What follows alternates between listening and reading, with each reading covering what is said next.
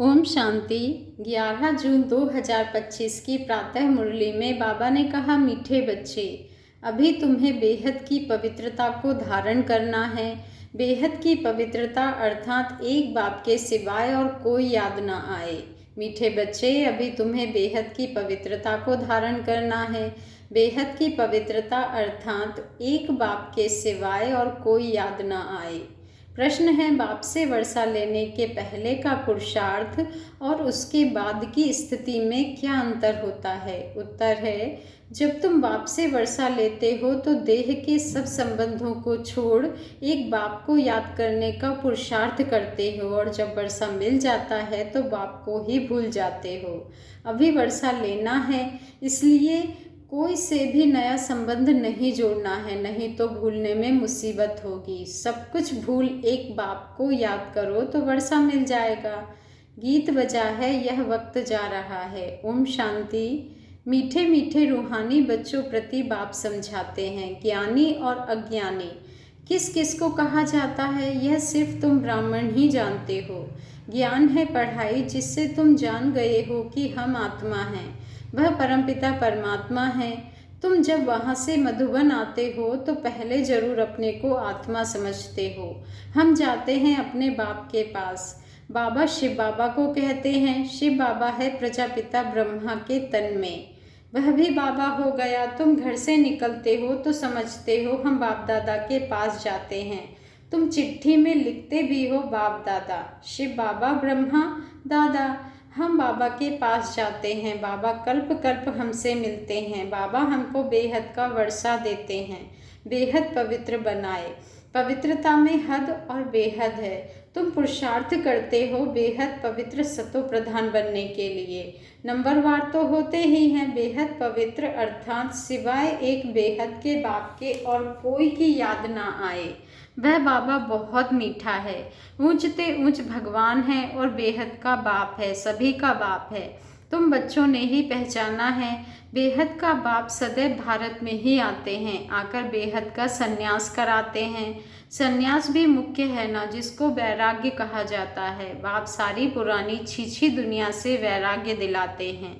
बच्चे, इनसे बुद्धि का योग हटा दो। इनका नाम ही है नर्क दुखधाम। सुख भी कहते रहते हैं, कोई मरते हैं तो कहते हैं स्वर्गवासी हुआ, तो नर्क में था ना। अभी तुम समझते हो यह जो कहते हैं वह भी रॉन्ग है। बाप राइट बात बताते हैं। स्वर्गवासी बनने के लिए अभी ही पुरुषार्थ करना होता है। स्वर्गवासी बनने के लिए भी सिवाय बाप के और कोई पुरुषार्थ करा ना सके। तुम अभी पुरुषार्थ कर रहे हो 21 जन्मों के लिए स्वर्गवासी बनाने वाला है बाप। उनको कहा ही जाता है हेवनली गॉड फादर। खुद आकर कहते हैं, बच्चों हम पहले तुमको शांति धाम ले जाऊंगा। मालिक है ना, शांति धाम जाकर फिर आएंगे सुख धाम में पार्ट बजाने। हम शांति धाम जाएंगे तो सब धर्म वाले शांति धाम जाएंगे। बुद्धि में यह सारा ड्रामा का चक्र रखना है, बुद्धि में यह सारा की सारा ड्रामा का चक्र रखना है। हम सब जाएंगे शांति धाम, फिर हम ही पहले आकर बाप से वर्षा पाते हैं। जिससे वर्षा पाना होता है उनको याद जरूर करना है। बच्चे जानते हैं वर्षा मिल जाएगा तो फिर बाप की याद भूल जाएगी। वर्षा बहुत सहज रीति मिलता है। बाप सम्मुख कहते हैं, मीठे बच्चों तुम्हारे जो भी देह के संबंध हैं सब भूल जाओ।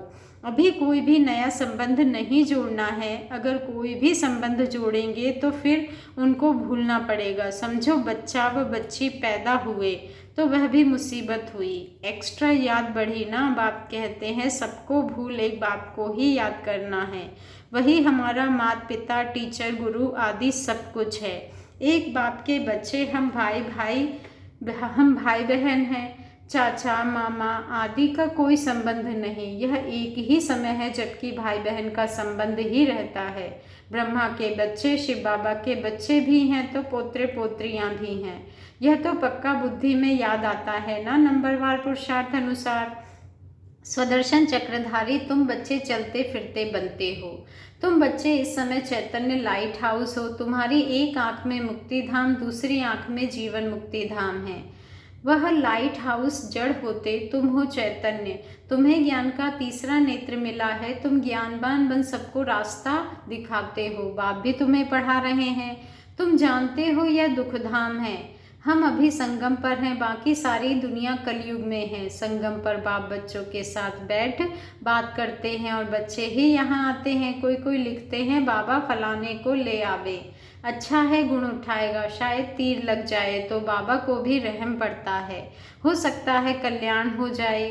तुम बच्चे जानते हो यह है पुरुषोत्तम संगम युग। इस समय ही तुम पुरुषोत्तम बनते हो। कलयुग में सब है कनिष्ठ पुरुष, जो उत्तम पुरुष लक्ष्मी नारायण को नमन करते हैं। सतयुग में कोई भी किसको नमन नहीं करते हैं। यहाँ की यह सब बातें वहाँ होती नहीं। यह भी बाप समझाते हैं, अच्छी रीति बाप की याद में रह सर्विस करेंगे तो आगे चल तुमको साक्षात्कार भी होते रहेंगे।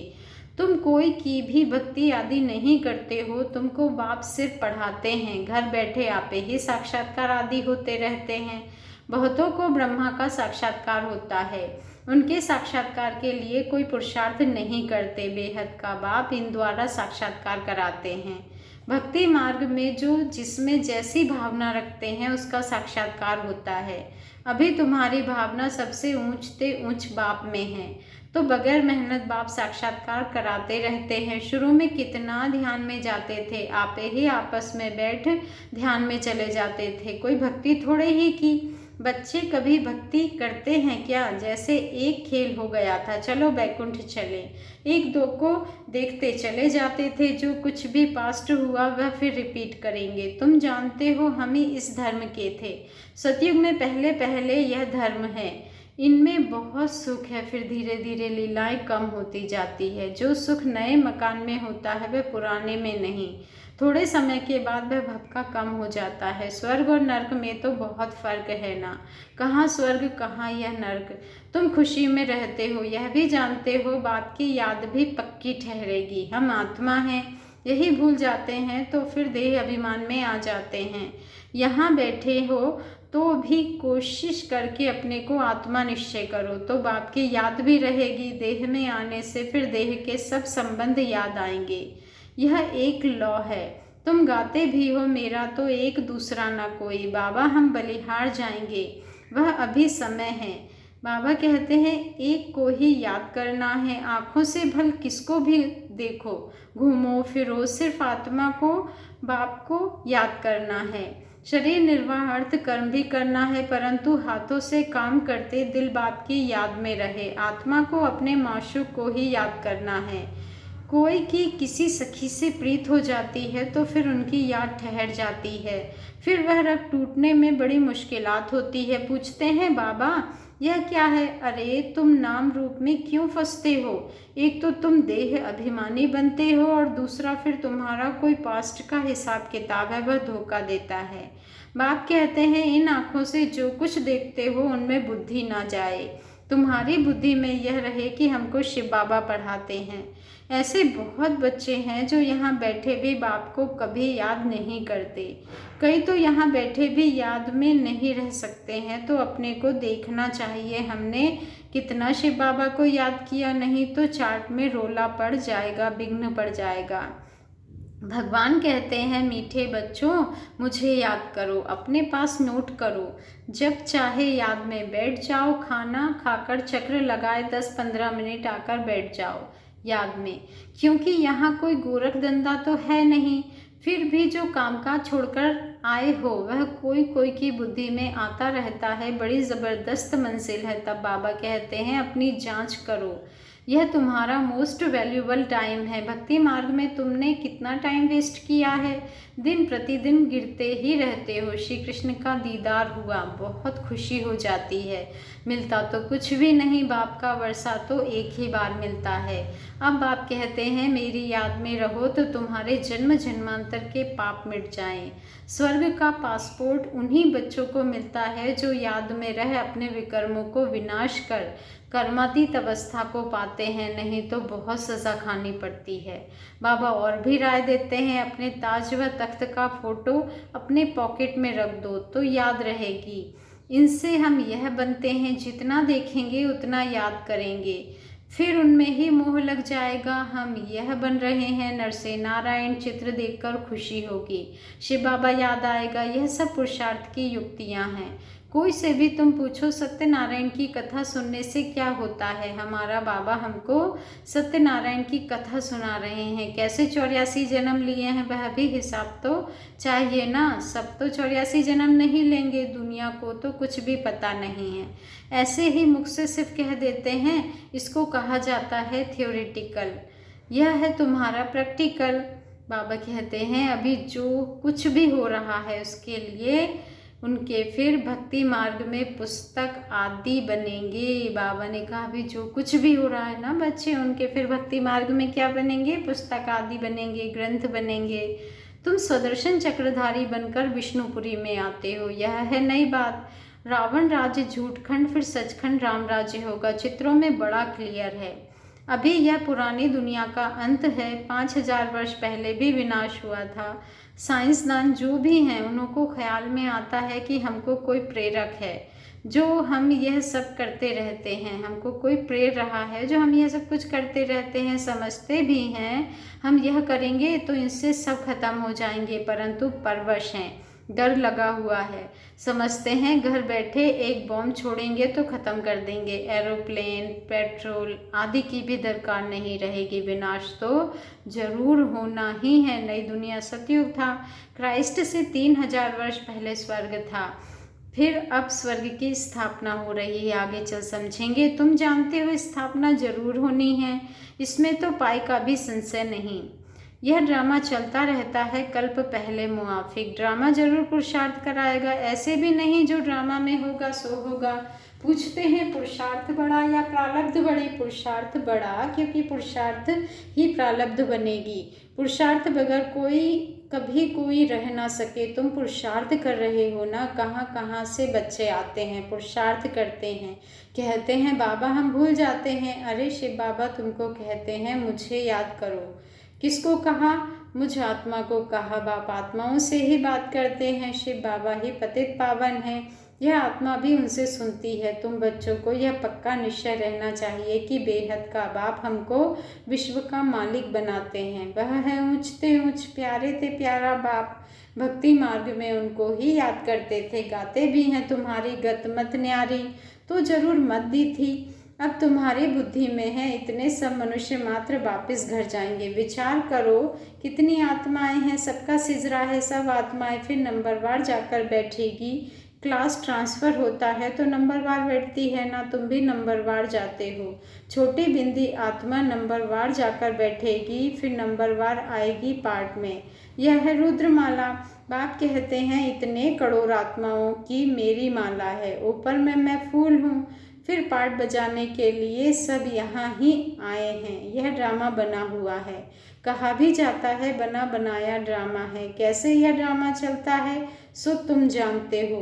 सबको यही बताओ कि अपने को आत्मा समझ बाप को याद करो तो तुम्हारे विकर्म विनाश होंगे, फिर तुम चले जाएंगे। यह मेहनत है, सबको रास्ता बताना है, तुम्हारा फर्ज है। तुम कोई देहधारी में नहीं फंसाते हो। बाप तो कहते हैं मुझे याद करो तो पाप भस्म हो जाएंगे। बाप डायरेक्शन देते हैं सो तो करना पड़ेगा। पूछने की क्या बात है, कैसे भी करके याद जरूर करो। इसमें बाबा क्या कृपा करेंगे, याद तुमको करना है, वर्षा तुमको लेना है। बाप स्वर्ग का रचयिता है तो जरूर स्वर्ग का वर्षा मिलेगा। अभी तुम जानते हो यह झाड़ पुराना हो गया है, इसलिए इस पुरानी दुनिया से वैराग्य है। इनको कहा जाता है बेहद का वैराग्य। वह हठयोगियों का है हद का वैराग्य। यह बेहद का वैराग्य सिखला ना सके। बेहद के वैराग्य वाले फिर हद का कैसे सिखलाएंगे। अब आप कहते हैं सिकी लधे बच्चे, तुम भी कहते हो कितना सिकी लधा बाप है। 63 जन्म बाप को याद किया है, बस हमारा तो एक बाप दूसरा न कोई। अच्छा मीठे मीठे सिकी लधे बच्चों प्रति माता पिता बाप दादा का याद प्यार और गुड मॉर्निंग। रूहानी बाप की रूहानी बच्चों को नमस्ते, और हम रूहानी बच्चों की रूहानी माता पिता बाप दादा को दिल से याद प्यार गुड मॉर्निंग और नमस्ते। शुक्रिया बाबा शुक्रिया। धारणा के लिए मुख्य सार है, फर्स्ट पॉइंट है स्वर्ग में जाने का पासपोर्ट लेने के लिए बाप की याद से अपने विकर्मों को विनाश कर कर्मातीत अवस्था बनानी है, सजाओं से बचने का पुरुषार्थ करना है। सेकंड पॉइंट है ज्ञानवान बन सबको रास्ता बताना है, चैतन्य लाइट हाउस बनना है। एक आँख में शांति धाम, दूसरी आँख में सुख धाम रहे, इस सुख धाम को भूल जाना है। वरदान है हर आत्मा को ऊंच उठाने की भावना से रिगार्ड देने वाले शुभ चिंतक भाव। हर आत्मा को ऊंच उठाने की भावना से रिगार्ड देने वाले शुभ चिंतक भाव। आज का स्वमान है मैं शुभ चिंतक आत्मा हूँ। हर आत्मा के प्रति श्रेष्ठ भावना और ऊंच उठाने की व आगे बढ़ाने की भावना रखना अर्थात शुभ चिंतक बनना। अपनी शुभ वृत्ति से, शुभ चिंतक स्थिति से अन्य के अवगुण को भी परिवर्तन करना। किसी की भी कमजोरी व अवगुण को अपनी कमजोरी समझ वर्णन करने के बजाय व फैलाने के बजाय समाना और परिवर्तन करना, यह है रिगार्ड। छोटी बात को बाबा कहते हैं बड़ी बात को छोटा बनाना, दिल शिकस्त को शक्तिवान बनाना, उनके संग के रंग में नहीं आना, सदा उन्हें ही उमंग उत्साह में लाना, यह है रिगार्ड।